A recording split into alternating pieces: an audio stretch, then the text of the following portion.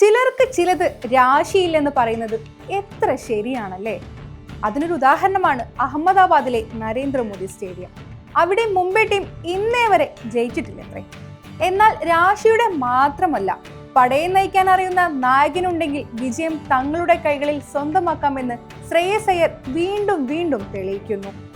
Captain എന്ന നിലയിൽ ഏറ്റവും മികച്ച പ്ലെയർ തന്നെയാണ് ശ്രേയസ് അയ്യർ എന്ന് തന്നെ നിസ്സംശയം പറയാം. ഡൽഹി, കൊൽക്കത്ത, പഞ്ചാബ് എന്നീ ടീമുകളെ ബാക്ക് ടു ബാക്ക് തോൽവികളില്ലാതെയാണ് ശ്രേയസ് അയ്യർ ഫൈനൽ എത്തിച്ചിരുന്നത്.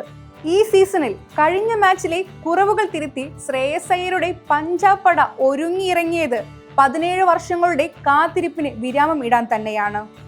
ബുംറ എന്ന പേടി നിഷ്പ്രയാസം ഇല്ലാതെയാക്കി ജോഷ് ഇൻകിൽസ് പഞ്ചാബിന്റെ അടിത്തറ പാകിയിരുന്നു. ഒരു ഓവറിൽ 20 റൺസാണ് ബുംറ പഞ്ചാബിനായി നൽകിയത്. തുടർന്ന് ശ്രേയസ് അയ്യർ 41 ബോളിൽ 8 സിക്സും 5 ഫോറും ഉൾപ്പെടെ 87 റൺസ് എടുത്തു. IPL കൊമ്പന്മാരായ മുംബൈ ഇന്നേ വരെ 200 റൺസ് ഒരു ടീമും ചേസ് ചെയ്തിട്ടില്ലത്രേ.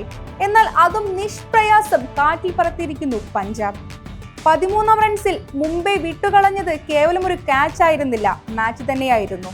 ഗാലറിയിലിരുന്ന് നീത അംബാനി 6 എന്ന് കൈകളുയർത്തി കാണിച്ചിരുന്നു.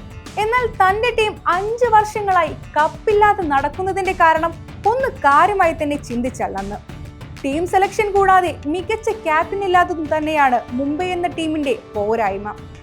ടീമിലുള്ള മികച്ച കോംബോ ആവശ്യ സമയങ്ങളിൽ ഇറക്കാതെ അനാവശ്യ ക്യാപ്റ്റന്റെ തീരുമാനങ്ങൾ ടീമിന് വിനയായി എന്ന് തന്നെ വേണം പറയാൻ.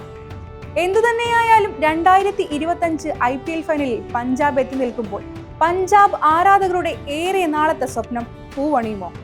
മറുഭാഗത്ത് തങ്ങളെ പോലെ തന്നെ ഏറെ നാളത്തെ കാത്തിരിപ്പിന് വിരാമമിടാൻ ഒരുങ്ങുന്നത് RCB ആണ്. ജൂൺ 3-ന് നമുക്ക് കാണാം അഹമ്മദാബാദ് നരേന്ദ്രമോദി സ്റ്റേഡിയത്തിൽ ആവേശത്തിരയിളക്കുന്ന നല്ല മത്സര കാഴ്ചകൾ.